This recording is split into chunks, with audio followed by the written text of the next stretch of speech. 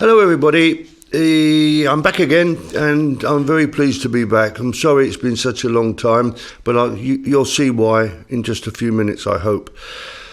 Because the good news is that we've got another book out, and I'll give you the link to it, and you'll be able to go onto our site and read it for free and download it if you want, and print it out yourself if you want. Eventually, as always, we hope it will actually appear as a true book, but at the moment it's in sort of PDF file on our site. Okay, now the book is about auras, okay, and it's the third one in our series. It's not the last one. I'm already working on the fourth book, and eventually there will be quite a number of these books, we hope, and they will all link together as a great big series. Okay, now this book on auras, it's, in my opinion, a very important book. It covers all the 8 dimensions in great detail and shows you how the different dimensions are linked together and so on. And at the end, there's an addendum, which, if you don't know what that means, it's like an added-on bit, which talks about portals, alternative realities, plus the Akashic record. And it even talks about the first and second dimensions, which don't actually interface with us, but it talks about them and describes what goes on there. It also talks about the higher self and the 6th plane, which is one of imagination, but the 6th plane is actually the plane that we are on now. This world that we see around us, which seems so solid, is actually imaginary, and it's in the 6th plane, and all that is described. It describes the higher 4th dimension, which is we call heaven, and it describes the lower 4th dimension, in which the angels of destruction are contained, plus all the demons, and it describes those. And what else? Oh, it talks about all the chakras that interface with our body and how the various dimensions or auras, they're the same thing, how they interface with our chakras and so on. And now, let me just say this.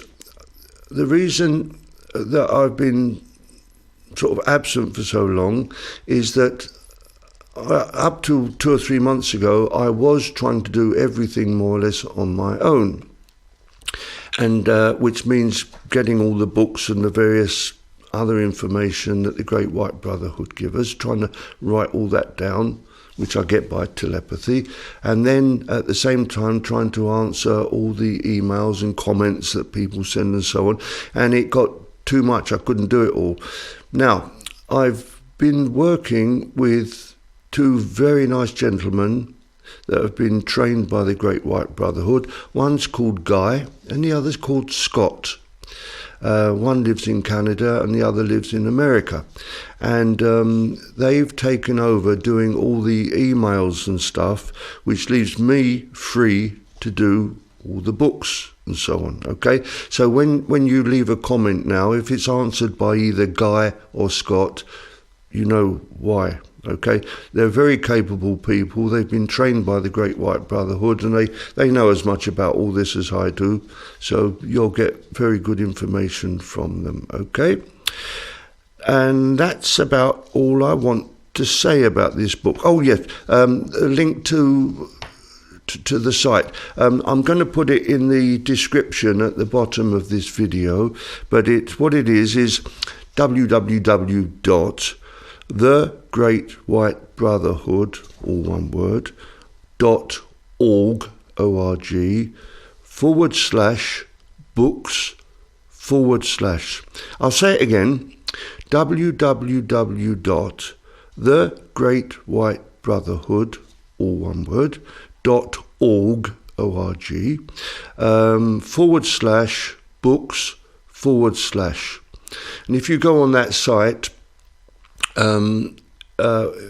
you should find this new book, which is called, it's called Auras, and it's subtitled Interpretation and Comprehension. Auras, Interpretation and Comprehension. Okay? I think I've said all that I need to say. I hope you read this book. You may find it very advanced and difficult, because some of it, even I don't understand all of it. But it builds really on the other two books that we've got, plus on the other information that's on our site. Okay? Now, I'll stop there. Now, what I'm going to do before I go, I'm going to talk to you about the Sphinx, if I may. And I've got the information here. Right. Okay. Now, the information was given me in two parts. I've got one part which is quite short, and the other which explains a lot more. Some months ago, I talked about the pyramids in Egypt, and you all know about the Sphinx in Egypt as well. So I thought I'd complete that by just talking about the Sphinx while I was busy talking to you. And I'll just read this part to you and maybe talk about it a little bit, because let's get on with it anyway. It says, long after the pyramids on the Giza Plateau were constructed, there were a group of Egyptians that decided to sculpture the huge rock formation that was left after much rock had been evacuated from the site. Now, what all that means is that a long time ago, and I think in the other bit of paper here, I've got other information, it talks about 70,000 years ago it was all started. There was, this was long before where it all is looked like sand, was sand like it is today. It was a green sort of country, somewhat jungly, I believe. Anyway, there was this natural huge rock sticking up that sort of, I'm sure you can imagine, you get flat land and sometimes you get a monstrous great rock just sitting there. And this was sitting there, and it crossed people's minds that it looked vaguely animal-like. And I'll explain how all that was done in a minute. So there was this great big rock sitting there. Then, let me go on. And it says, this huge rock was slightly elevated above the rest of the plateau, but had been made larger due to excavations around it. It was just coincidence that the rock had the form that it had.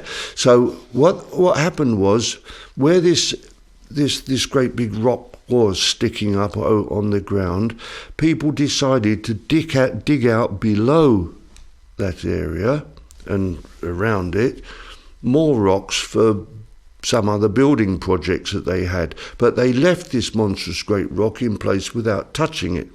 Okay? Now, so this group of Egyptians, about 12,000 years ago, decided to shape this rock in honor of their god, who had the head of a feline, a lion. So they shaped it into a lion's head and body.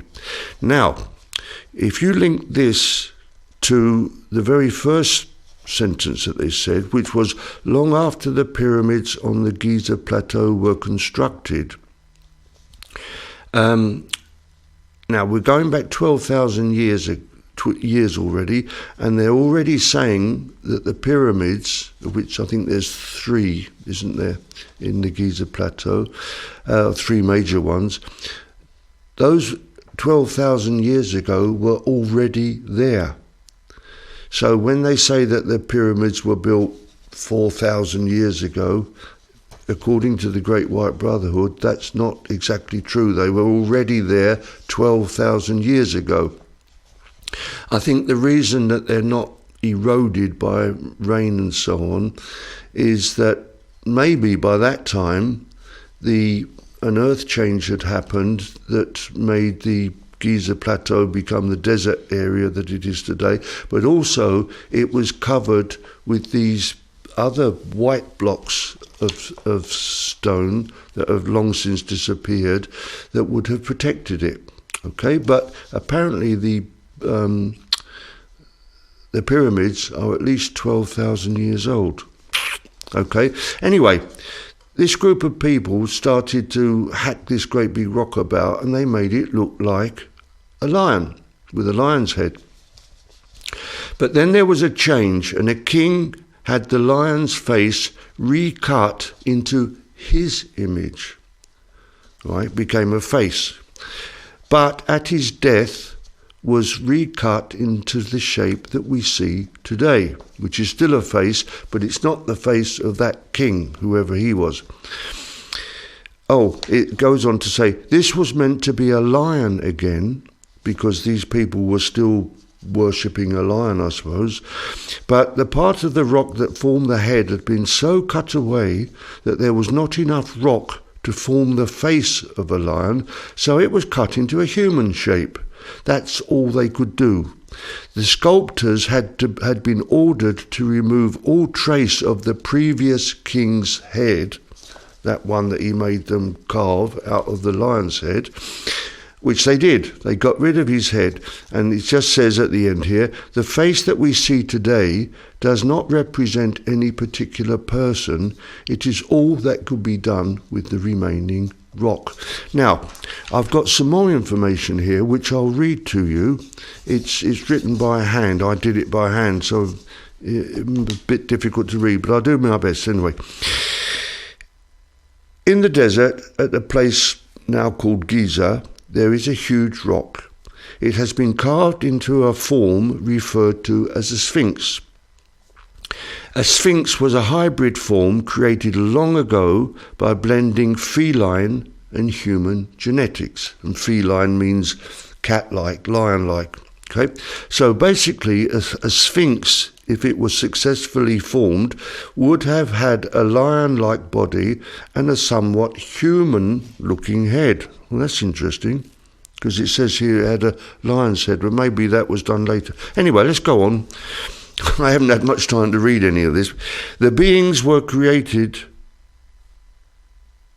These beings were created by the same race that created Dogman. The Sphinxes were created by the same race that genetically modified things to make Dogman, mer-people, minotaurs, centaurs and so on.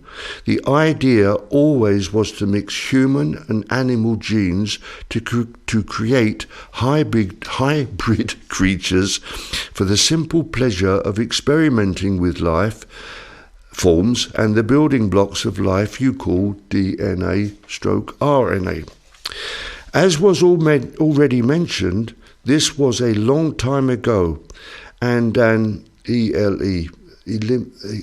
extermination level event, something like that, wiped out most of that race of humans and most of their experiments.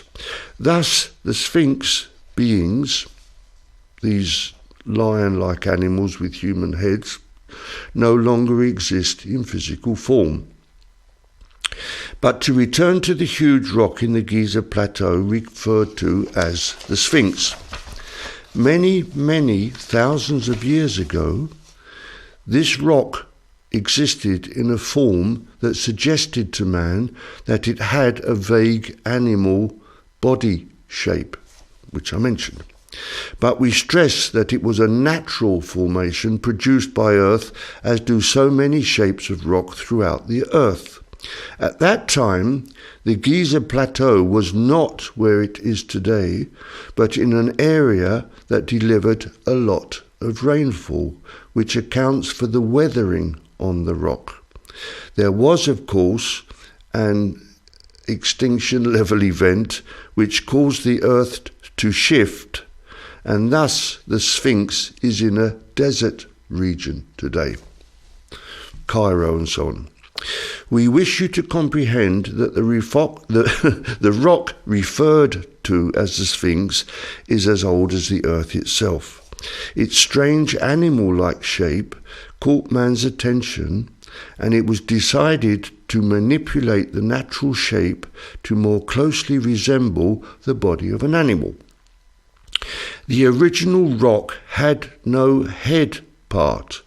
That was propped onto it by man, and that head shape has been altered over time, conforming to religious or dictatorial leaders' wishes. So apparently, if that's true, the actual rock itself didn't have that head. That's been stuck on at a later date. The group that first terraformed this rock to more closely follow the shape of an animal no longer exist. We believe that the rock was altered by carving some 70,000 years ago. The pyramids don't date back to that, I stress. They just made this rock look like a lion. Okay, so we can say that the body of the Sphinx bears the marks of man's changes done about 70,000 years ago. The original head placed upon that part of the rock, which most clearly resembling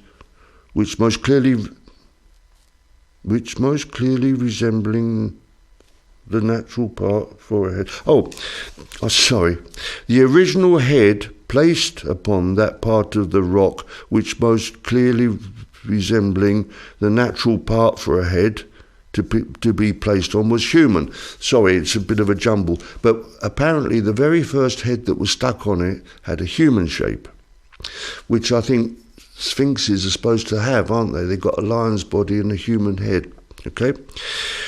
Not of a particular personality, but a human head, thus giving the rock a sphinx-like appearance. Nearly finished. This head, which was merely placed on the shoulders of the carving, fell off during an extinction level event and was then recarved more into a dog shape, following sightings at that time of dog-man creatures. The people of that time wished to denote the existence of dog-man creatures on Earth, sphinxes no longer existing. Then, later, when we go back to this 12,000 year thing, and people started to worship the astrological things, and they started to worship Leo, the constellation Leo, it was recarved into a lion's head. So, originally, apparently it was a man. Then they recarved it into a dog shape and stuck it back on top of the rock. Then it was recarved once again into a lion's head. Okay? Eventually, in more modern times, the head was recarved once again according to the wishes of a pharaoh, which it mentions in this blurb, and a sort of religious site was constructed. I presume that was when all these temples were constructed as well. So the Sphinx has a long history, and repairs and alterations have been effected by a number of races over long periods of time. But there is no esoteric meaning to this carving. It was just carved originally to imitate the Sphinx-like creatures that lived long ago. Animal body and human head. It was the rock's natural appearance to an animal's body that inspired it. Okay? Now, that was all a bit of a jumble, but apparently the body, which naturally looked like an animal of some sort, was carved into the lion's thing, and they stuck a human head on it. Then that fell off, and it was recarved into a dog shape and stuck back on. Then it was recarved again into this pharaoh's head, and then when he died, it was recarved into just anybody's head to get rid of the image of that pharaoh. Okay, that is apparently the story of the Sphinx. Okay, thank you very much for listening. Now, don't forget to go back to what I was saying about this this new book. It's very, very interesting. www.thegreatwhitebrotherhood.org/books/ once again, and you'll find the blurb below in the description of this video. And if you've got any questions either about the Sphinx or about the book, please ask. It may not be me that answers. It will probably be Guy or Scott. Okay, thank you very much for listening to me. Sorry, as usual, it's a bit of a jumble, but that's life. Okay, been very nice speaking to you all again, and I hope to come back a bit quicker next time. Okay, bye.